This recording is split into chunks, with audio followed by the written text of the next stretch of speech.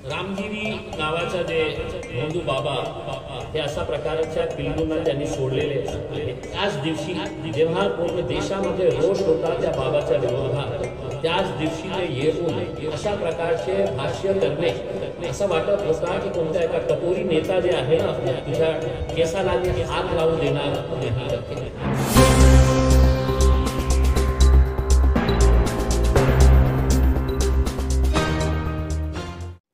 अस्सलाम वालेकुम दोस्तों, मैं अब्दुल रहीम खान आप सभी का स्वागत करता हूं खिलाफत टाइम्स में। आज औरंगाबाद में एआईएम के लीडर और माजी खासदार इम्तियाज जलील साहब ने प्रेस कॉन्फ्रेंस ली और उस कॉन्फ्रेंस में कई गंभीर बातें बताई और कई मांगे उन्होंने रखी। यहाँ तक कि 5 दिन के बाद एक बड़ा आंदोलन करने की चेतावनी भी इम्तियाज जलील ने दे दी। रामगिरी महाराज पर आइए क्या बोले इम्तियाज जलील, वो देखते हैं। पार्टीचे अध्यक्ष बॅरिस्टर असदुद्दीन अवैसी साहेब हे औरंगाबादला येणार आहे आणि त्या दिवसापासून आम्ही आमची इलेक्शनची प्रक्रिया सुरू करणार आहे। जे फॉर्म डिस्ट्रीब्युशन आम्ही थांबवले होते त्या फॉर्म डिस्ट्रीब्युशनची प्रक्रिया आम्ही सुरू करणार आहे आणि त्याची एक प्रक्रिया असणार आहे। सगळ्यांना जे कोणाला निवडणूक लढायची आहे त्यांना जे जे अटी शर्ती देण्यात येईल त्याप्रमाणे ते फॉर्म घेऊ शकतात। कोणालाही मी पार्टीचा मोठा नेता खूप मोठा आहे मी कशाला फॉर्म घेऊ तसं काही चालणार नाही। सगळ्यांना त्या प्रक्रियेवरून पास व्हायचं आहे, जायचं आहे। मी जेव्हा महाविकास आघाडीच्या काही नेत्यांना बोललो होतो तर त्यांना स्पष्टपणे सांगितलं होतं की हे अलायन्स आमचं झाला तर याचा जास्त फायदा तुम्हाला मिळणार आहे। कारण तुम्ही हे समजू नका की लोकसभामध्ये ज्या प्रकारे मुस्लिमांनी आपल्याला 2-2 तास लाईनमध्ये उभे राहून जे मतदान केलेले आहे तेच मतदान आपल्याला विधानसभेमध्ये मिळतील। कारण मागच्या 2-3 महिन्यामध्ये जे प्रकरण महाराष्ट्रामध्ये घडलेले आहे ते बघून मुस्लिम समाजाला कुठेतरी असं वाटतं की नाही रे बाबा हे सगळे लोक एकच थालीचे चट्टेबट्टे आहे। आपण सुरुवात केली तर गाजापूर ज्या घरामध्ये अल्पसंख्याक मुस्लिमांच्या घरामध्ये घुसून ज्या प्रकारे तोडफोड करण्यात आली, जाळपोळ मारपीट करण्यात आली होती, त्याच्यानंतर ते विधान परिषदमध्ये जेव्हा 12 विधान परिषदे सीट होत होती कमीत कमी एक मुस्लिम त्याच्यामध्ये होता। आज अशी परिस्थिती आहे की एकही मुस्लिम नाही, म्हणजे कोणीही एका मुस्लिमाला मत हे सीट द्यायला तयार नाही आहे। मग जे आपले लोकसभेमध्ये वक्फ बोर्डचा बिल आला होता त्याच्यानंतरही आपण बघितलं असेल की कशा प्रकारे मुस्लिमांच्या मतावर निवडून आलेले जे खासदार शिवसेनेचे होते ते बाहेर पडले। त्यावेळी कमीत कमी तिथे थांबले असते आणि आपल्या पार्टीचा काय स्टँड आहे जे काही असेल ते तिथे सांगायला पाहिजे होतं आणि खऱ्या अर्थाने ते विरोध करायला पाहिजे होतं। तसं काही केलं नाही। म्हणजे आणि त्याच्यानंतर हे रामगिरी नावाचा जे एक भोंदू बाबा जे आहे आणि त्याच्यानंतर हे नितेश राणे सारखे हे असे पिल्लू जे सोडण्यात आलेले आहे हे सगळं बघून कुठेतरी असं वाटतं की मुस्लिम समाजाला आता कळलेलं आहे की बाबा आपण सेक्युलर म्हणून आपल्याला मिळत काय आहे, रिटर्नमध्ये आपल्याला काय मिळत आहे तर ते हे लोकांनी सगळं बघितलेले आहे। अशा परिस्थितीमध्ये आम्ही त्यांना स्पष्टपणे सांगितलं होतं की आपण चर्चेमध्ये बसले असते तर जे कमीत कमी सीट्स आम्ही लढायला तयार होतो, कमीत कमी सीट्स ज्याच्यामध्ये आमचा खूप चांगला प्रभाव आहे ते सीट्सवर आम्ही लढायला तयार होतो। पण तसा काहीही त्यांच्याकडून प्रतिसाद आलेला नाही आहे। आता आम्ही आमचा निर्णय घ्यायला इंडिपेंडंट आहे आणि जे काही आता डिसिजन घ्यायचं आहे 8 तारखेपर्यंतही त्यांना हे आहे की 8 तारखेला अवैसी साहेब येणार आहे, त्यांच्याकडून काही चांगला प्रतिसाद तर आजही आम्ही त्यांच्यासोबत बसायला तयार आहे। पण एकदा स्पष्ट करून टाका की तुम्ही आम्हाला पाहिजे का नाही पाहिजे असेल, नाही पाहिजे असेल तर एकला चलवण्याची आमची तयारी आहे। मग जेव्हा आम्ही एकला चलायला सुरुवात करणार मग त्यावेळी निकालाच्या नंतर आमच्यावर बोट दाखवू नका की तुमच्यामुळे हे पडलं, यांना इतकी मत मिळाले होते, त्यांना इतकी मत मिळाले होते। एका अर्थाने तुम्ही आम्हाला एक मेसेज देत आहे की नाही, आम्ही तुम्हाला घेणार नाही कारण तुमची काही ताकद नाही आहे महाराष्ट्रामध्ये, म्हणून आम्ही तुम्हाला घेत नाही. एक मेसेज तुम्ही देत आहे. मग आमची ताकदच नाही आहे तर तुम्हाला चिंता करण्याची आवश्यकता नाही आहे. मग मी 100 सीट्सही लढू शकते, 200ही लढू शकते, पूर्ण 288वरही आम्ही लढू शकतो. आणि आमची तशा प्रकारे तयारीही झालेली आहे. दुसरा म्हणजे रामगिरी नावाचा जे भोंदू बाबा, ज्याला आमचा पूर्ण विश्वास आहे की एकनाथ शिंदे साहेब जो महाराष्ट्राचे मुख्यमंत्री आहे ते महाराष्ट्राचे मुख्यमंत्री आहे, एका जाती धर्माचे मुख्यमंत्री नाही आहे. हे अशा प्रकारच्या पिल्लूंना त्यांनी सोडलेले आहे. नाहीतर त्यांचं कोणत्याही कारण नाही होतं की त्याच दिवशी जेव्हा पूर्ण देशामध्ये रोष होता त्या बाबाच्या विरोधात, त्याच दिवशी ते येऊन अशा प्रकारचे भाष्य करणे, असं वाटत होता की कोणत्या एका टपोरी नेता जे आहे ना, तुझ्या केसाला मी हात लावू देणार नाही करके. हे मुख्यमंत्री सारख्या पदावर बसलेल्या माणसाला हे शोभत नाही. ते मुसलमानांचेही मुख्यमंत्री आहे, महाराष्ट्राचे मुख्यमंत्री आहे. आणि जे महाराष्ट्राची एक परंपरा राहिलेली आहे, ज्याच्या नावाने तुम्ही आपल्या भाषणाची सुरुवात करतो, छत्रपती शिवाजी महाराज, छत्रपती संभाजी महाराज, फुले, शाहू, आंबेडकर यांच्या नावाने, त्यांचा 1% गुणही आपल्यामध्ये नाही आहे. त्या दिवशी एकनाथ शिंदे साहेब तुम्ही सिद्ध करून दाखवले, ज्या दिवशी तुम्ही हे अशा प्रकारच्या घाणेरड्या प्रवृत्तीच्या महाराजांच्या तुम्ही पीठ थपथपवण्यासाठी आले होते. मग त्याच्यानंतर काय झालं? 58 FIRs देशमध्ये रजिस्टर करण्यात आलेले आहेत त्या भोंदू बाबाच्या विरोधात. 58 म्हणजे याचा अर्थ काय होतो की कुठेतरी काही प्रकरण झाला, 1 FIR, 2 FIR, 4 FIR होऊ शकतं, पण 58 FIRs रजिस्टर झालेले आहे. हे 3 दिवस अगोदरचा आकडा मी बोलत आहे. बहुतेक आजपर्यंत ते 60 पर्यंत गेलेला असेल, 65 पर्यंत गेलेला असेल. म्हणजे काहीतरी त्याच्यामध्ये गांभीर्य आहे, त्याच्यामध्ये लोकांचा रोष आहे, म्हणून इतक्या मोठ्या संख्येने देशभरामध्ये त्याच्या विरोधात FIR रजिस्टर होत आहे. आणि पोलीस कुठल्याही प्रकारची दखल घ्यायला तयार नाही आहे. आणि घेणार कशा? कारण हे सगळे पोलीसवाले जे आहे त्यांचे हात बांधलेले आहे. त्यांना आपले पोस्टिंग पाहिजे, चांगली पोस्टिंग पाहिजे. मग कशा आपण मुख्यमंत्र्यांच्या विरोधात जाऊ? कशा आपण देवेंद्र फडणवीस साहेब जे आपल्याला पोस्टिंग मध्ये नाही तर आपल्याला गडचिरोलीला पाठवणार, तर गप्प बसलेले आहे. कोणीही त्याच्या बाबतीत काही कारवाई करायला तयार नाही आहे. मग याचा अर्थ काय झालेला आहे की फक्त आम्ही कागज काले करण्यासाठी आम्ही हे FIR रजिस्टर करत आहे.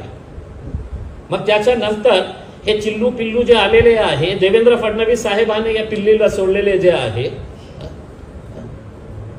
त्याची भाषा कशा प्रकारे ते वापरत आहे, त्याच्या विरोधातही काही करायचं नाही.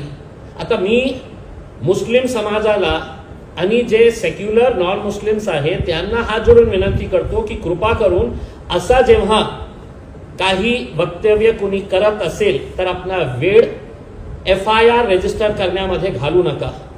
कारण आपल्याला स्पष्ट झालेला आहे की हे पोलीस नाही आहे, हे वर्दीमध्ये बसलेले RSSचे, भारतीय जनता पार्टीचे, एकनाथ शिंदे शिवसेनेचे हे सगळे कार्यकर्ता वर्दी घालून बसलेले आहे. म्हणून तुम्ही तुमचा जे कर्तव्य आहे, आपल्याला माहित नसेल का विसरलं असेल की जेव्हा आपण शपथ घेतो पोलीसची नोकरी घेण्याच्या वेळी, त्या शपथमध्ये काय लिहिलेलं असतं, मला दुर्दैव वाटतं हे बोलायला की महाराष्ट्राची पोलिसांनी सगळ्या वरिष्ठ अधिकाऱ्यांनी हे विसरून टाकलेली आहे. आता अशा परिस्थितीमध्ये काय करायचं?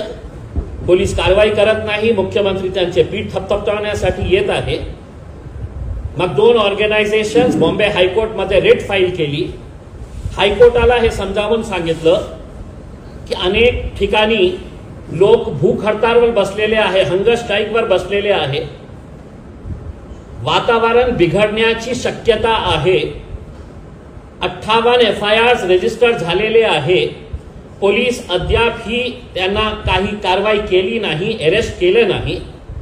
बॉम्बे हायकोर्टच्या आणि सर्व न्याय प्रणालीचा आम्ही आदर करतो. We respect the judiciary. पण जे जजेसचे ऑब्झर्वेशन आहे त्याच्या बाबतीत त्यांनी काय म्हटले की मुंबई पोलिसांनी सायबर क्राईमची मदत घेऊन ते वक्तव्य ज्यांनी केलेले आहे ते वक्तव्य सोशल मीडियावरून काढून टाका, हे ऑर्डर आहे. मग जेव्हा वकिलांनी हे सांगितलं की पोलीस कारवाई करत नाही, तर जजेसचं असं म्हणणं होता की तुम्ही आमच्यावर दबाव टाकू शकत नाही. नाही, हे दबाव नाही होतं, हे दबाव नाही आहे. जेव्हा पोलीस आपला कर्तव्य बजावण्यामध्ये अपयश ठरतो, मग आम्ही न्याय प्रणालीवर विश्वास ठेवून आपल्याकडे येतो की तुम्ही पोलिसांना आदेश करा की 58 FIR रजिस्टर झाल्यानंतरही हे हरामी माणसाला कशाने अरेस्ट करण्यात आलेले आहे, याच्यावर का कारवाई करण्यात आलेली नाही आहे. म्हणजे काय स्पष्ट झालेलं आहे की मुख्यमंत्री साहेब, महाराष्ट्रामध्ये सत्तामध्ये बसलेले लोक, आज महाराष्ट्राचं चित्र बघा, कुठे ना कुठे त्यांना दंगल घडवायची आहे म्हणून अशा प्रकारच्या प्रवृत्तींना मार्केटमध्ये सोडण्यात आलेला आहे. एक इन्सिडेंट होत नाही तर दुसरा होत नाही तर तिसरा होत नाही तर चौथा.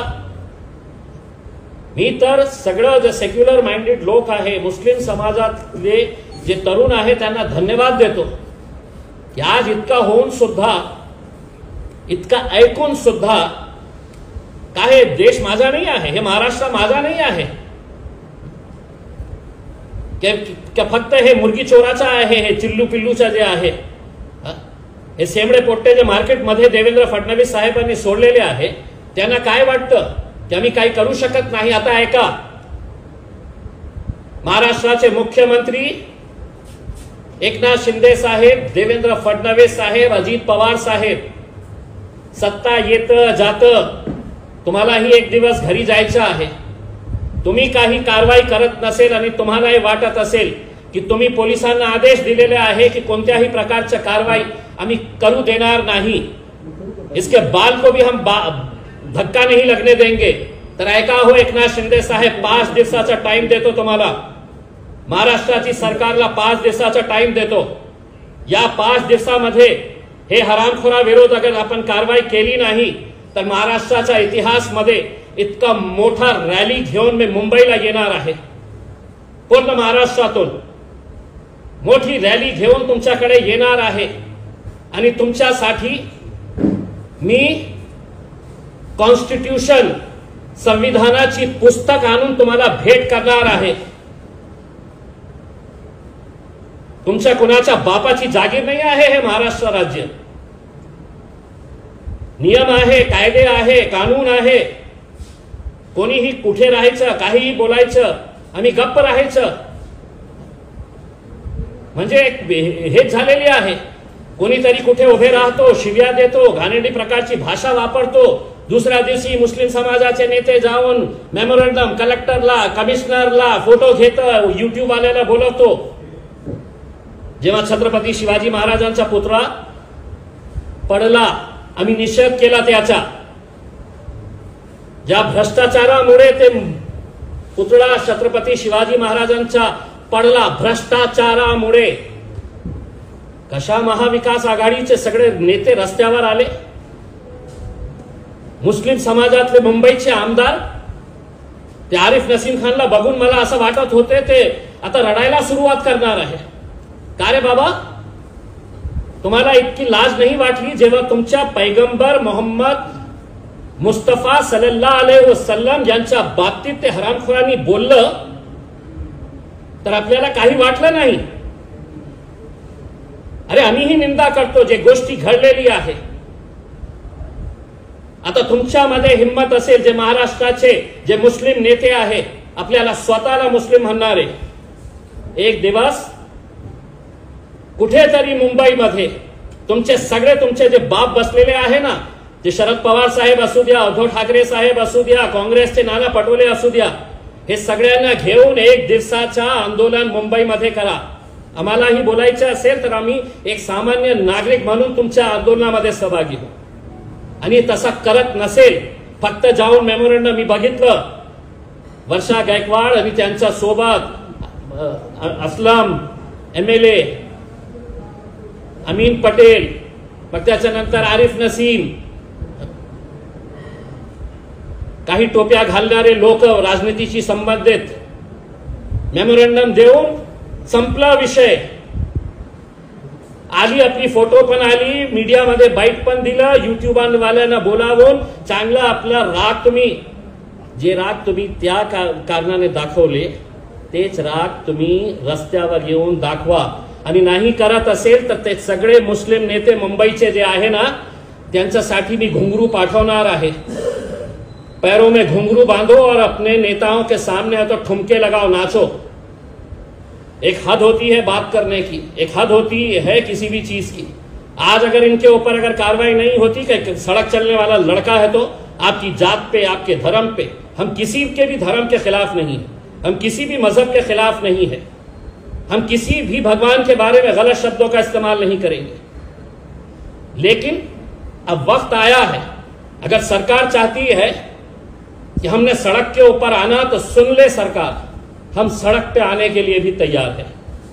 और यह भी सुन लो, अगर तुम रोक सकते हैं तो रोक लो. 5 दिन का टाइम, 6ठे दिन हम बैठेंगे, ऐलान करेंगे कि कौन सा दिन हम यहां से निकलेंगे. तब तक मैं महाराष्ट्र के वो तमाम मुसलमानों से अपील करूंगा जो अपने नबी से, अपने रसूल से मोहब्बत करते हैं, अपने गाड़ी घोड़ों का इंतजाम करिए. 5 दिन के बाद आपको बताया जाएगा कि सड़क के ऊपर कैसा निकला जाए, मुंबई की तरफ कूच कैसा किया जाए. कायदे से देश चलता है, महाराष्ट्र के अंदर कायदा है, कोई गुंडा राज नहीं चल रहा है. और आप डराने का है तो किसी और को डराइए. हमने बहुत सह लिए है आपकी आवारागर्दी, आपकी ये गुंडागर्दी, आपके छोड़े हुए ये पिल्लू. इतना सा है वो, आणि बोलतो की मी गब्बर आहे करके. अरे तुझी हाईट काय, तुझ्या बोलायलाही येतं का? आणि एकटा सोबत, आपल्या सोबत 5-5, 6-6 गाड्यांच्या बाउन्सर्स, पोलीसवाले घेऊन फिरतात. तू काय हिंदू धर्माचं संरक्षण करणार आहे? तुझी स्वतःची लायकी आहे का स्वतःचं संरक्षण करण्यासाठी? मशिदीमध्ये घुसून मारणार. आता तुला मी सांगतो, तुझ्यामध्ये हिम्मत आहे ना, मशिदी तर सोडा. आमचे मित्र आहे ना जरांगे पाटील साहेब, त्यांची सभा महाराष्ट्रामध्ये कुठेही, जरांगे पाटील साहेबांची सभामध्ये तू तुझा फौज फाटा घेऊन तिथे एकदा जाऊन बघा. तू परत येतो का कसा, ते तुझ्या समाजातले लोक तुला दाखवून देईल. दुसऱ्या समाजाच्या बाबतीत बोलूच नको तू. जरांगे पाटीलांच्या सभेमध्ये तू जाऊन एकदा असं चक्कर मारून ये. तू खूप मोठा आहे ना गब्बर, तर दुसऱ्यांच्या धर्माबाबत, जातीच्या बाबत बोलूच नको तू. तर अशा परिस्थितीमध्ये आज मी सर्व राजनैतिक पक्षांना हे सांगतो की आज जे मी आवाहन करत आहे, मी एका राजनैतिक पक्षाचा सदस्य म्हणून हे करत नाही. मी तुमच्या धर्माचा आदर करतो, तुम्ही माझ्या धर्माचा आदर करा. आणि आदर करत नसेल तर कमीत कमी याच्या बाबतीत वाईट बोलू नका. मी तुम्हाला सांगत नाही की तुम्ही माझ्या धर्माचं पालन तुम्ही करा. तुम्हाला हे लोकशाही आहे, संविधानाने अधिकार दिलेला आहे कि मला ज्याला पूजायचे आहे, मुझे जिसकी इबादत करना है मैं करूंगा. बोलण्यासारखा माझ्याकडेही खूप आहे. असं समजू नका की आमच्या तोंडात नाही आहे काही बोलण्यासारखं. महाराज, तुम्हाला एक गोष्ट सांगतो, आपली स्वतःची जरा काळजी घ्या. महाराष्ट्र सरकार, त्यांच्या बोलण्यावरूनच तुम्ही हे वक्तव्य केले होते. कुठेही काही झालं नाही, रोष आहे लोकांचा, तक्रार केली. आणि महाराष्ट्र सरकारला विनंती करतो, त्या महाराजाला Z+ सिक्युरिटी द्या. त्याचा जीव वाचवण्याची जबाबदारी महाराष्ट्र सरकारने घ्या. आम्ही काही करणार नाही. महाराज, तुम्हाला आम्ही सांगतो, हे लोक आपली खुर्ची ठेवण्यासाठी कोणत्याही पातळीवर जाऊ शकते, ज्यांच्या बोलण्यावर तुम्ही हे सगळं नाटक केलेले आहे. तुमच्याही जीवाला ते धोखा देऊ शकते. महाराज, आज के बाद रात में जब सोएंगे और कहीं से भी खट की आवाज अगर आई तो हम कहीं पर भी नजर नहीं आएंगे. लेकिन हो सकता है कि महाराष्ट्र की सरकार तुम्हें खत्म करके वो इल्जाम हमारे गले के ऊपर भी डालने के लिए कम नहीं करेगी. इतक्या खालच्या पातळीवर महाराष्ट्राची सरकार गेलेली आहे. म्हणून त्याला Z+ सिक्युरिटी किंवा हायेस्ट सिक्युरिटी जे देता येतील कृपा करून त्यांना द्या. आणि महाराज, बोलले तुम्ही, पण आपल्या लोकांपासून थोडासा सावध राहा. आता बहुतेक ते करतील, जसं त्यांनी सांगितलं होतं तुम्हाला की द्या. इस्लाम धर्माच्या विरोधात एका प्रवचनामध्ये तुम्ही जितकं बोलता येतं तुम्हाला ते बोला. आम्ही तुम्हाला काही करणार नाही, उलट तुम्हाला चांगली सुरक्षा देणार. हे लोक तुमच्या जीवाच्या मागे पण पडू शकतं महाराज. आम्ही काही करणार नाही. आम्ही तर संविधानाला आणि कायद्याचं पालन करणारे लोक आहे. आम्ही नाही तुमच्या जवळच येणार नाही आहे. आणि महाराष्ट्र सरकारला विनंती आहे की अशा प्रकारचे हे जे छोटे मोठे पिल्लूंना सोडलेले आहे त्यांना सांगतो की गब्बर जे कॅरेक्टर होतं ना ते शोले फिल्मचा होता. त्या शोले फिल्ममध्ये धरम आणि वीरू पण होते, जय वीरू. तर त्या दोघीपैकी मी एक आहे. आणि गब्बरचा काय हाल झाला होता त्या फिल्ममध्ये बघितलं नसेल तर आज रात्री घरी बसून शोले फिल्म बघा, तुला कळेल की वीरूने गब्बरचा काय हाल केलं होतं. हे एकदा बघू. आता आम्हाला जे सांगायचे होतं आम्ही सांगितलेले आहे. आणि मी आपल्याला स्पष्टपणे सांगतो की महाराष्ट्राचे सर्व लोकांनी 5 दिवसामध्ये आपली सगळी तयारी करून ठेवा. आपल्याला मुंबईकडे कूच करायचं आहे, मुंबईकडे धावा बोलायचा आहे. काही नाही, आपल्याला फक्त जाऊन जे मुख्यमंत्री उपमुख्यमंत्री दोघं आहे त्यांना संविधानाची एक पुस्तक भेट करायची आहे. आणि जे पोलिसांचे जे वरिष्ठ अधिकारी आहेत त्यांच्यासाठी आम्ही फ्रेम करून जे वचन आपण ते वर्दी घालताना IPS ची वर्दी घालताना जे वचन घेतलं होतं त्याची प्रत आम्ही पोलिसांनाही पाठवणार आहे.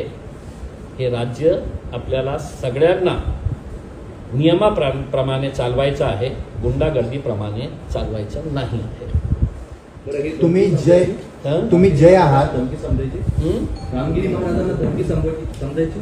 मी कुणाला धमकी दिली? काळजी घ्या. मी माझ्या वतीने काही बोलत नाही सर. माझ्या वतीने कुठल्याही प्रकारची धमकी शमकी मी दिले नाही, स्पष्ट करून देतो. मी फक्त त्यांना अलर्ट करतो की जे लोक सत्ता टिकवण्यासाठी इतक्या खालच्या पातळीवर जाऊ शकतं तर एका माणसाला त्याचा जीव घेणं हे सरकारला काहीही इतकं मोठं आहे नाही. हे माझ्या वतीने काहीही धमकी नाही आहे. मी फक्त त्यांना अलर्ट करतो. आपल्या लोकांपासून कृपा करून तुम्ही अलर्ट राहा. रामगिरी महाराजांबद्दल 58 3 दिवस अगोदर होते. गृहमंत्र्यांशीच मी काही बोलले का? कारवाई वगैरे कारवाई झाली नाही, रोष आहे. तुम्ही प्रधानचे प्रमुख आहात राज्यातले, तुम्ही काही बोलणं तुमचं झालंय?